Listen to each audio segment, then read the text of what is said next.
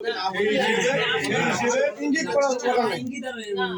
কথা যে মানে একটু বিভাজন হইতেই পারে, ওদের কারণে একরকম পরিস্থিতি থাকবে তা কিন্তু আমি দলটা বিশাল বড়, অনেক লোক থাকবে, আশা থাকবে।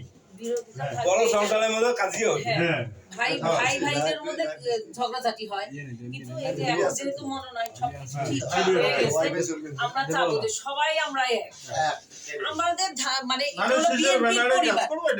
আমাদের হলো বিএনপি পরিবার, এত বড় একটা পরিবারে একটু একটু তো ঝামেলা হইতেই পারে, কিন্তু সেই ঝামেলাটা যেন আর না থাকে, সবাই আমরা মিলেমিশে কাজ করি।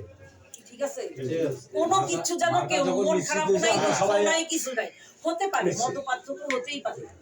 আমি একজনকে চাইতে পারি, সারা জীবন একজনকে চাইছে, আপনারা সবাই চাইছেন, এখন তার কিছু হয়তো মনে করতেছে যে না আমরা আর একজনকে নতুন কাউকে চাই, এটা তো হইতেই পারে, কি হতে পারে না, পারে। সেই জন্য আপনারা সবাই এখন যেহেতু ভাই নমিনেটেড হয়ে গেছে, এটা হয়তো হয়েছে অনেক আগেই ফোন করে, হ্যাঁ না